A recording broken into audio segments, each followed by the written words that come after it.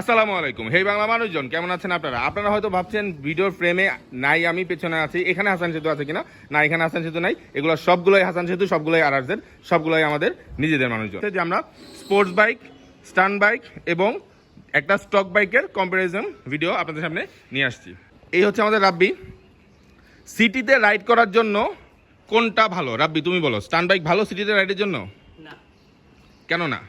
খুব প্যারা, পুলিশের প্যারা, স্টক বাইকের মতন কোনো ফিল নাই। ওকে, ব্যাক পেন করতে পারে বা বাইক বেশি ভাগানো যাবে না। ওকে, পকেট বড় থাকে। আচ্ছা আচ্ছা, স্পোর্টস বাইকে সিটিতে রাইডের জন্য কেমন?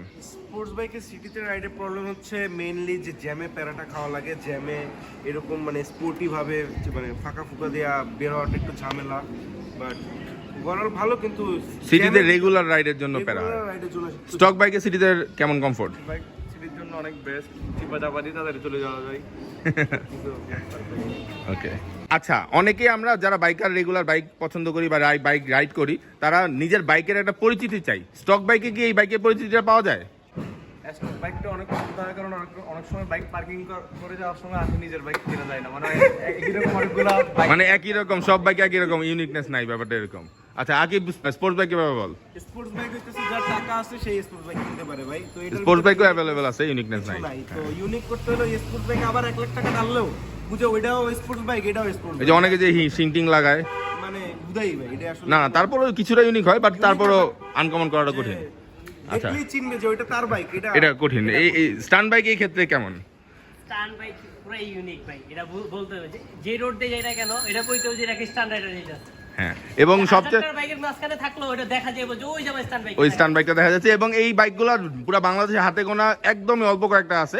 তো কার কোন বাইক সবাই কমন, সবাই চেনে। যেমন রাকিবের বাইক, হ্যাঁ, তো রাব্বির বাইক কই? ওই যে রাব্বির বাইক সবাই চেনে। সো স্পোর্টস বাইকে যদি একটু প্রবলেম বা ইউনিকনেস নিয়ে যদি মানুষ কথা বলে, তারপর আমি একটা জিনিস বলবো, এটা নিয়ে যখন মাওয়া জিপি খেলতে যাব না, তখন এই দুইটা বাইক না একটা বাইকও খুঁজে পাওয়া যাবে না, ঠিক আছে?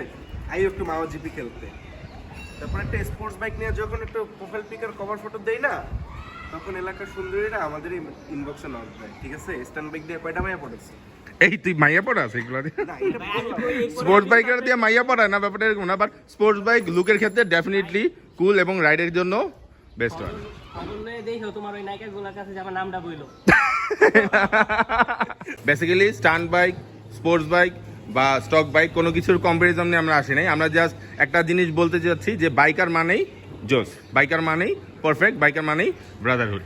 ভাই আমার তো scooty, sports bike, stunt bike সবই আছে, আপনি আমার এই ভিডিওতে নিলেন না কেন? কেন কেন? না মানে আসলে আপনাদের ফেসবুকে এক একটা মানে একটা হাই ফেসবুক মানে হয়ে গেছে, বাংলা কথায় আছে বললো 12 বাতারি। কারণ তোমার কাছে সবগুলা বাইকে আছে।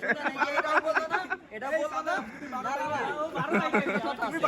আপাতত আমরা ঝগড়া কন্টিনিউ করতেছি।